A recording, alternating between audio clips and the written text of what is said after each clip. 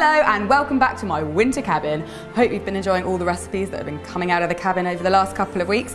And if you're looking for the perfect centerpiece for your Christmas table or a Christmas party, and the pipe jumper cake wasn't enough for you, the one that I did on Thursday, then I have got just the thing. It's going to knock your stockings off. I'm going to show you how to make a Rudolph cake. So I'm going to start with the antlers, and each antler is going to be using a kind of satsuma-sized ball of sugar paste like this, which I'm going to just need to soften it up a little bit. Now I want to divide that into 3 even-sized balls, so I'm just going to roll it into a rough, fat sausage, and then as evenly as possible chop it into 3 bits.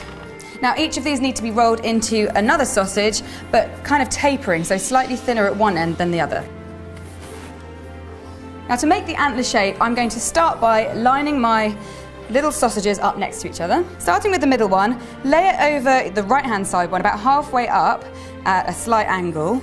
And then on the left, bring that one over again, just slightly higher. So these might stick to themselves. The sugar paste is quite tacky, but just to give it a little bit of help, I'm going to use a tiny bit of edible glue just underneath where those little antler sausages have laid. Now here comes the delicate bit, because I'm going to twist the bottom part of my 3 sausages all at the same time. Now this is a little bit long and it's also quite scrappy at the bottom, so I'm going to trim the bottom just using a small palette knife. That's looking pretty cool, but it's still quite floppy. So what I'm going to do is get a skewer, just a regular wooden skewer, and then I'm going to just push it really carefully into the bottom of my antlers, and I want to get it as far up as possible, but trying not to pierce any of the outer edges. So I've made my 2 antlers, and I'm just going to leave them on a bit of greaseproof paper just to dry out and harden a little bit while I get on with making the other bits. So the next bit I'm going to make are the eyes, and these are going to be cute little eyes with little eyelashes, and I'm going to start with 2 balls of sugar paste in yellow again. Let's see, that's kind of like a small Brussels sprout size, which is ideal for Christmas. So I'm going to start by taking a piece off the end and dividing that into 2. So with the bit that's remaining, I'm going to roll that into a sausage again and taper it again like we did before, slightly at one end, and roll it until it's about 2.5 inches long.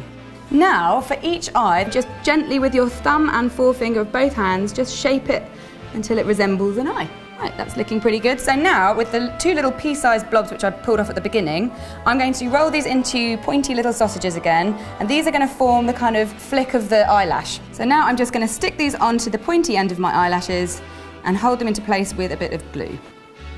So once you've done your eyes, we're going to spray these and the antlers with gold, but for now just put them with the antlers to dry out and harden a bit. And next we need to make some ears. So I'm going to start with some brown sugar paste. This is actually chocolate modelling paste, which is also quite easy to find on online cake decorating stores. Just going to give it a little squish, and then I'm going to roll it until it's about 2 millimeters thick. Now I'm going to use a round cookie cutter to make circles to start with. Now using the same cookie cutter, I'm going to fashion these into a kind of oval shape just by cutting 2 edges either side off. And now you need to do the same thing again, but slightly smaller and with the yellow sugar paste.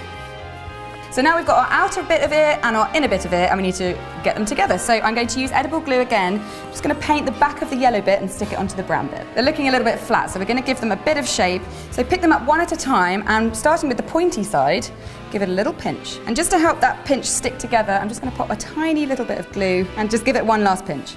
Now because this is kind of curved, ideally we want to keep it curved while it dries, so I've got this cool foamy stuff with all these kind of bumps in it, so I'm just going to keep it in there until it sets. Now the last thing we need to make is Rudolph's nose. Now sugar paste can be quite heavy, and because this is going to be stuck right in his face, we don't want to make it with something really, really heavy, otherwise it's going to fall out. So I'm actually going to be using Rice Krispie treats, so I'm going to break it a little bit off and roll it into a nice tight ball. Just give it a really good squeeze. Now obviously this is not the red of the Rudolph's nose, so I'm going to cover this in red sugar paste just by rolling out a piece of sugar paste and sticking it on.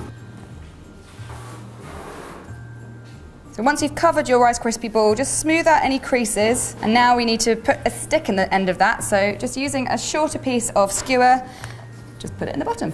Now none of this is very sparkly and Christmassy at the moment, so starting with the nose, I'm going to add some Christmas sparkle. So I'm going to paint this with the edible glue and then dredge it in red glitter.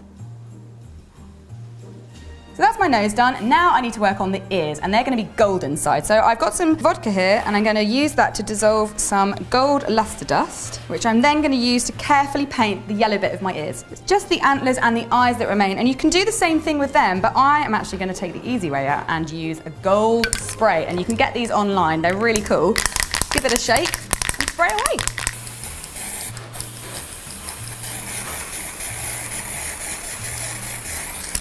Right, so that's all my bits and pieces ready. Now I just need to wait for these to harden and dry a little bit while I get on with making the cake. It's time to cover my cake with chocolate buttercream, and I'm using a 6-layer chocolate cake. Of course, you can use whatever cake you like, but I'm using chocolate because chocolate and reindeer seem to go well together. And I've got some chocolate buttercream here, and if you want to learn how to make that my way, then I've got a link to that in the description box below, so check that out. So make sure your icing is nice and smooth before you start working with it, otherwise you might end up with little air bubbles.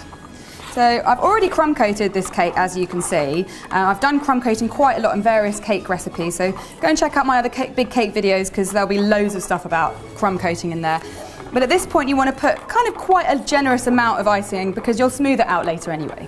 So that's my sides covered with quite a thick layer of buttercream, and now I'm just going to go around it with a cake scraper. I don't want to get it perfectly straight because I'm going to give this sides texture in a minute, but I just want to get the excess off. Now that the sides are smooth, I'm going to put some icing on the top.